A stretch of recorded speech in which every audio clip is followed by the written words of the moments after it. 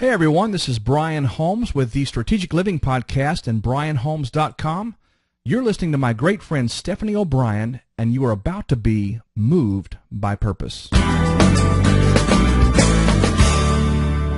Having a clear sense of direction, knowing where I'm headed. I wanted to dream, and I wanted to have goals.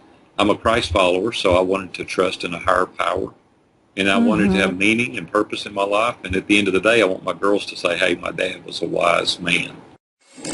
Are you longing to know what your purpose is? Are you on the wrong career path? Do you feel like there must be more to life? Don't worry. There's hope. It's time to be moved by purpose. Now your host, Stephanie O'Brien.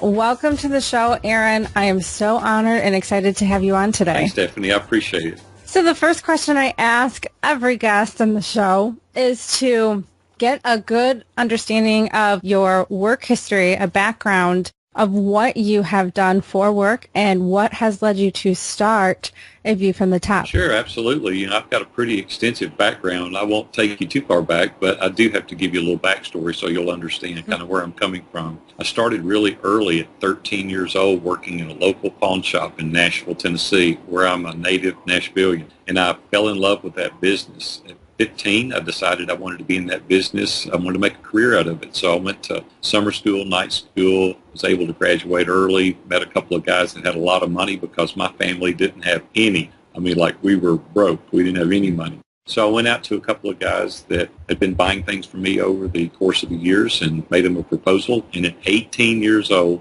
we formed a partnership and we opened our first store. It really, really did well. And we had a 10-year loan of $150,000. And in the 70s, that was a lot of money, especially for an 18-year-old. And we paid it off in 36 months. That's how well the business did. So I was incredibly blessed. And then we saved the money, and we bought our second store when I was 21. And then we did really good about the same way with that store. And then at 25, I opened my third store. At 26, my fourth store. And then a company in Fort Worth, Texas called Cash America. They were a Fortune 500 company. They came to me and made an offer I couldn't refuse. So, Stephanie, for all practical purposes, at 27, I was done. And then some really unique things happened in my life. Is we went to Florida. We were going to spend the summer. And I found out that laying around the beach and playing golf every day wasn't for me. And so I lasted about, 18 months or so, and I gained 50 pounds and became extremely depressed because I had no purpose. My wife told me one day, she said, man, you got to do something. You got to get a job or open a new business or something. We had 2 little girls at the time. And so I went back to the shop that I started with and bought half of it. We spent the next 10 years really building that business to about 4 times the size it was. And then, Stephanie, I was on my way to the office August 1st, 2001, and I had a horrific automobile accident. I hit a pedestrian that was crossing the street, and unfortunately he didn't make it. And it really, really rocked my world, needless to say. I took some time off, went back to my partner and told him that I was done. I said, I'm through chasing money. I'm chasing stores. I want more homes, bigger cars, finer things. And I'm like, there's got to be more to life than just these tangible possessions. And so I took the next 5 years off, took a break. We built a new house. We traveled extensively, Robin and I did, and kind of regrouped. Came back, started a construction company, and we grew it to number 1 3 consecutive years in Middle Tennessee. Did that for about 8 years, and then I retired for the third and final time. My wife said, you've retired more than the law allows. And I retired. So I got a couple of buddies that I was in a mastermind group with for over a dozen years, Dave Ramsey and Dan Miller and Ken Abraham, some of those guys you may or may not be familiar with, and they encouraged me to coach. So now I'm a life and business coach, and I own View from the Top. So there's 36 years, Stephanie, in about 4 minutes. But it's such a fascinating story and fascinating journey, especially since you saw success at such a young age. And a lot of my listeners are in that age range, 25 to about 35. And I noticed that a lot of people are motivated. They want the success and the achievement. They want the nice things and the material possessions and the finances. And there's really nothing wrong with those. At the same time, they want meaning and purpose. And it seems as if, they think they can only have one, that they can't have both. People always say, what would you tell your younger self? And I would tell my younger self, it is absolutely possible to have success and significance in our lives. And I thought that we had to choose, right? It was like, hey, I can go for it, and later, I'll live that life of significance. Well, later may not come, and that's kind of what the wreck brought to my attention.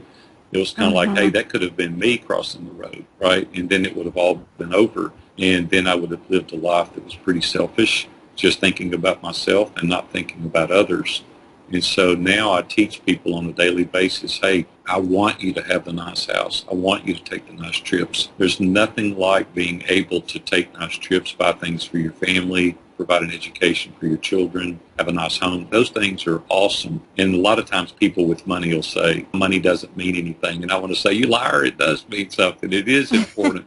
And if somebody tells you that, run from them because they're lying to you. But what I don't want you to do is to make it the most important thing. That's where we get tripped up. And there's also a common belief that in order for you to make an impact and make a difference in the world and to have significance, that you're going to have to live really broke or be barely scraping by, but you're doing something that is, I guess they say, rewarding. Or let's break that down for a second. Let's talk about that for a minute. People ask me all the time, what does that mean? What does it mean to be successful? What does it mean to be significant? And I think we all have to determine that for ourselves. I don't think I've got the answer for Stephanie or for me or for Billy that's a blanket, right? I mean, we each define success and significant differently. For me, I really wanted the freedom and stability that money offered. I wanted to be able to manage my own time. I wanted to be able to say, today I would like to do this. Tomorrow I'm going to choose to do that. So that was important for me. I considered that successful. But some of the other things for me that I later found was very important was having an engaging family and meaningful relationships. And I know, Stephanie, for you, in your business now, you know how vital it is to have meaningful relationships to build your business and the things that you do. But it's not just your business, it's your family. Whether it be your husband or boyfriend or whoever, there's an engaging relationship that you want to participate in there. You don't want it to be all about business. And then for me, some of the things in success was like having a clear conscience, to be sure that I took care of my clients well, that I told the truth, that I was a man of character, that I was honorable. And then I told you earlier, I gained 50 pounds, by being off work and not having anything to do. And I realized that if I'm going to make this long term, I got to take care of myself. So success for me was getting back into shape. Recently, you and I both probably need to lose a little bit. And I've lost 43 pounds since November. Oh, congrats. Yeah, the other day, Robin and I have been married now 35 years. And I said, it's funny because I weigh the same today as I did when we got married when I was 19. And I thought, wow, that's pretty cool for a guy 54 years old.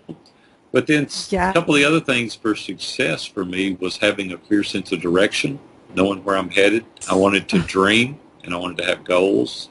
I'm a Christ follower, so I wanted to trust in a higher power. And I wanted to have meaning and purpose in my life. And at the end of the day, I want my girls to say, hey, my dad was a wise man. So that's kind of how I break down success. Stephanie, what would you classify success like for you? Oh, I love that. I definitely love your definition. It very much resonates with mine. I think having balance, just an overall well-balanced life, is key. I see a lot of people that, and I've had this too, where I went so extreme in one area that I got completely off balance in others. Although, let's say, for example, fitness, okay, let's focus so much on fitness that, everything else falls apart, or that I'm spending all my time counting calories or exercising that, I'm not getting anything else done. And I see that a lot, that people operate in extremes. And so for me, learning the balance was really important. And then character and integrity is a big deal. For me. And because I see a lot of people that do make it to the top, or from the outside, they look like they have everything, high status positions, lots of toys and expensive things, but they got there by cutting corners and not having the highest integrity with how they operated business. And that Right. not having a clear conscience is like, that's one thing. I'd rather have the clear conscience. No money. Right. And there's a proverb, I wish I can recall it, where it was like, a good reputation is better than gaining gold. Right. So I think how you make people feel and the way that you lead and what you do in front of people and not in front of people is really important. Because at the end of the day, I want to sleep well. Well, it's everything. If you get things ill-gotten gain, doesn't last long, but your reputation, no one can take that away. So they can take your money away, but no one can take that. And so it's important how we live our lives. And we go on into the significant side of things, and I think about what I can do individually. A lot of people say, well, if I had money like you do, I would do those things as well. And I challenge people on that thought process, and I say, really money magnifies what's already there. It doesn't change your heart. And so if you're not doing things on a level that you can afford now, you certainly wouldn't do it at a higher level. And so for me, meeting the needs of others and taking care of them and even helping others when they can't repay you, then you've really done something, because a lot of the times in business and personally, we'll do things with the wrong motive. It'll be like, yeah, I'm going to go ahead and send this thank you note, or I'm going to make this phone call because I know that that person can help me later with this project or that project. And so for me, I look for opportunities to help people that there's no way that they can repay me. And so we're all busy, right, Stephanie? We think that we don't have the time. For me, taking time out and aiding other people when it's not convenient then is edifying people. It's lifting them up. It's encouraging them. It's saying, hey, you're really important. I'm busy, and I am busy. I've got a lot of stuff going on. But when I take the time to help others when it's not convenient, it really sends a clear message to them that I'm interested in them. One of the things that I've done in all my businesses, people say, give me an action tip. Give me something that I can do that'll help me be significant and successful. And for me, it was providing above and beyond the expected or the minimal requirement. It was like under-promise and over-perform in everything you do, whether it be service or if you're selling a widget, give them extra, give them more, get it there faster, follow up. We were in the construction business for about 8 years. We built really high-end homes, and your warranty that the law requires that we do. Instead of waiting for the customer to call me to come and fix whatever was wrong at the end of the year, we would call them first. And they would be like, are you serious? I mean, like, you're calling me? And I said, yeah. I mean, we built you a really expensive home, and I'm sure there's things that we need to repair. Stephanie, do you know how much we had to work to get houses once we took that approach? Not very much, because they would tell all their friends, right? And then their friends would go, listen, if this guy's going to take the initiative to call me when there's something wrong with my house and come fix it, I know we're going to get a quality product. Well, see, you can implement that in any service industry, in any product that you're selling. And I'm thinking, if you want to be significant for others, give above and beyond the expected amount or the minimal requirement. So those are just a couple of things for me that are significant, and I just think that we all can do those things.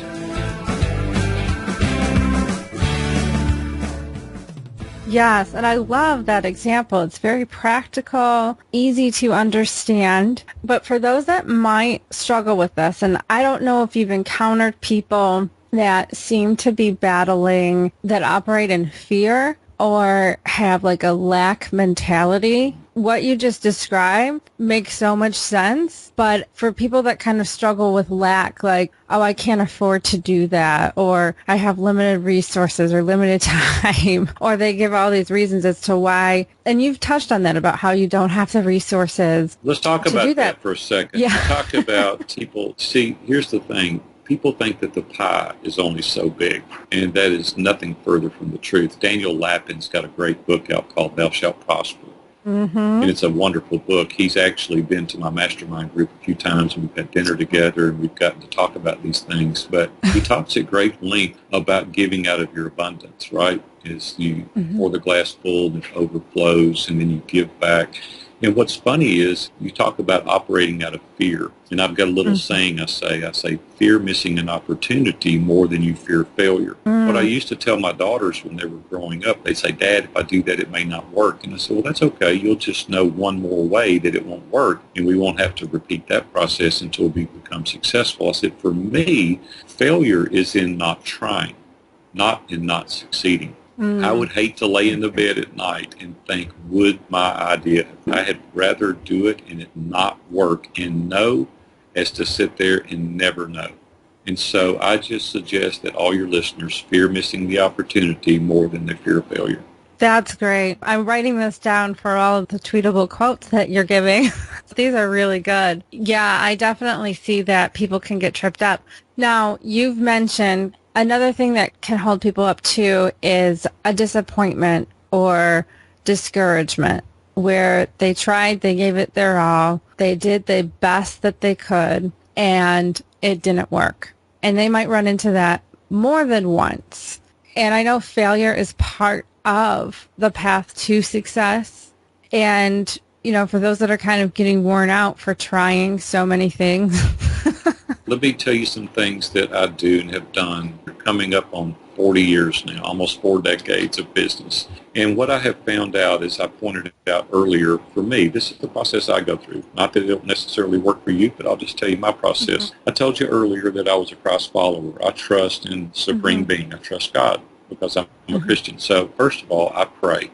The second thing I do is read Scripture. I read the Bible because I know that the answers to our needs, wants, and desires are in the Scripture. So that's the second thing I do. The third thing I do is I have trusted advisors. Now here's where, if you don't agree with the first two, we all can agree on this. There is counsel, there's wise counsel in the multitudes. If you go individually to people and give the same scenario and you come up with a general consensus, and these people are credible, honorable, wise, they've been down the trail before, probably that's where it's going to head, right? So recently there was a business venture I was going to do, and my wife and I thought it was a great thing. She said, why don't you go to your advisors and see what they think? So I took them to lunch, had coffee, went to dinner individually, 12 different guys. 11 of the 12 guys told me not to do it. And I'm like, are you serious? I went back to Robin and I said, 11 of the 12 guys said not to do it. And here's what they said, and here's why. They each gave different reasons that I never thought of. See, it's so easy to, from within yourself, to rationalize and convince yourself that your idea is great. It's like when I sing in the shower, it is really good. But when I get out, Robin says, no, this is bad. You got to stop immediately. Well, that's what these trusted advisors do. See, people that know you for a long period of time, they know your strengths, they know your weaknesses, and they can see things that maybe you couldn't. And I would just suggest that do that with everything. I've always been a person to seek a lot of counsel. Do your due diligence. Most people will get an idea, and here's what they'll do. They won't tell anybody, because if it fails, then they have explanations to give. But I say just the opposite. I say I'd rather look silly in front of 12 people than the world. And so I'll get those trusted advisors and say, tell me the truth. If you see me this way, if you see me that way, this is what I intend to do. Here's my plan. Here's what I would like to do. What are your thoughts? And so that has saved me so many times, because in my own mind, I think I'm a bomb scientist. You know, I can do it. But these guys really help. So that's the process by which I work through. I love it. And I follow the same thing. I'm also a Christian, and I definitely believe in the power of prayer, reading scriptures, and having trusted advisors. And I say that a lot in my content. The common question that I get when it comes to the trusted advisors is, how do I find them, or where are they, or how do I know who will be a good person to connect with, and how do I know who to avoid with seeking counsel? Okay, well, let's go through that. So in 1995, Dave Ramsey started this radio show here in Nashville, and he came to me and offered me to be an advertiser on the show, and I started laughing. I said, no way, man, I don't even know you, never heard of you. You're starting this new thing, and no way, no thank you. He said, well, I'm going to give you advertising to try me. So I said, well, I can't lose on that deal. So he gave me advertising, and in 3 days, I signed an annual contract.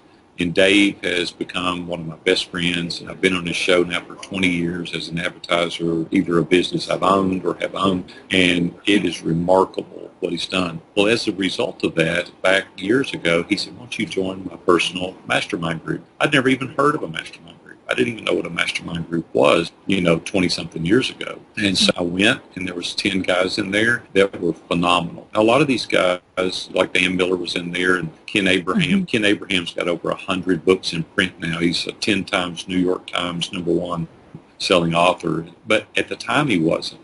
See, a lot of people say, yeah, if I could be in there with Dave and Ken and Dan, I would too.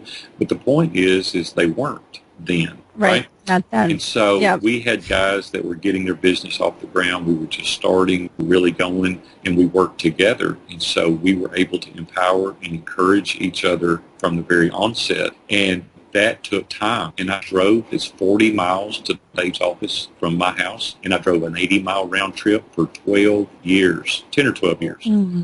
And I wouldn't miss it for anything. I was committed. But it took a couple of years to get to a level that we trusted each other implicitly, where we didn't have to say, don't say anything about this, don't tell anybody. It was just understood that there was confidentiality. So if you think it's a quick fix, it's not. It takes time. And there's some guys that come and went, right? There were some guys that didn't fit the chemistry of the group, and so they didn't last long. But the remainder of the guys lasted a decade. And we're still friends. We still have lunch together, and we still see each other. And it takes time. I'm a real long-term thinker. I don't think I'm going to fix this problem in 6 months or a year. I'm thinking long-term. And to be highly successful, that's the mindset you take. You've got to take a long-term approach at everything you do. You get the right people, and there's all kind of places to get people.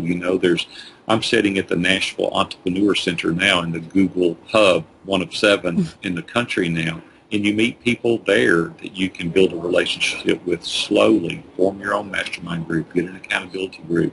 At your church, business people that you are familiar with. Just get the guys together and say, I'm thinking about doing this. Join a group. I'm the facilitator of 3 groups that I lead in every week, and I'm the personal facilitator. It's called Iron Sharpens Iron. I'm just saying there's a number of ways, but don't wait on people to contact you. Be proactive and not reactive in starting your group.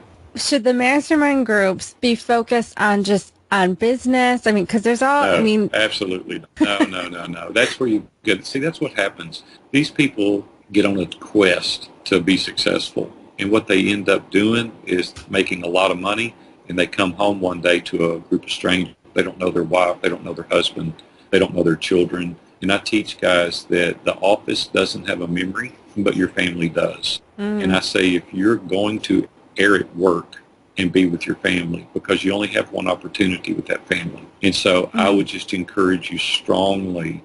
Yeah, I can teach you to make money. It's not that hard to make money. It's really not that hard.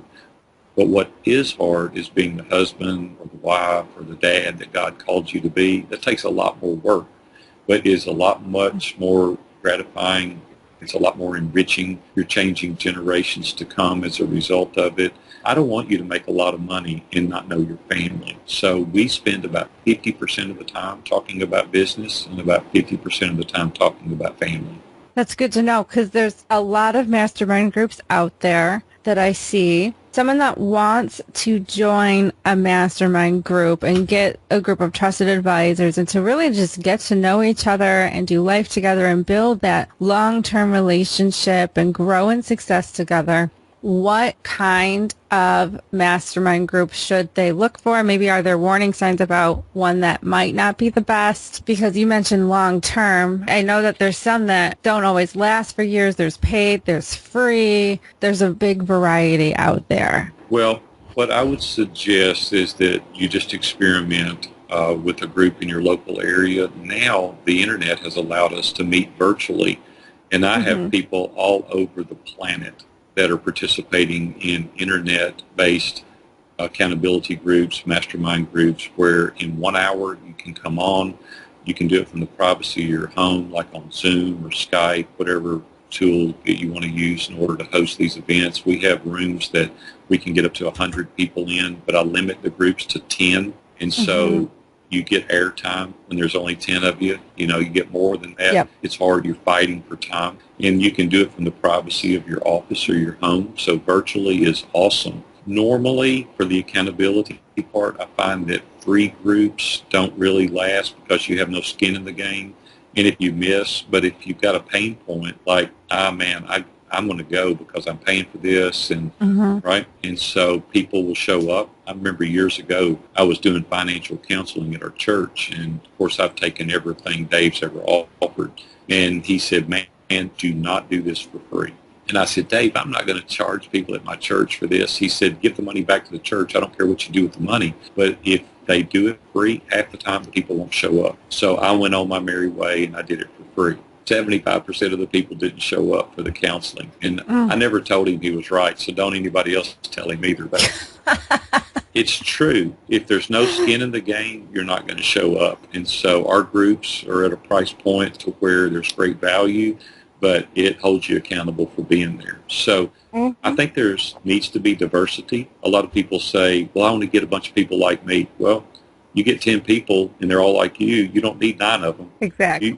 You want people with the same objective, right? We want to grow forward. We want to be concerned about our family as well as business. You want to have commonality in regards to what you're trying to accomplish, but you don't want to have everybody the same. You want diversity because you can see things through a different lens.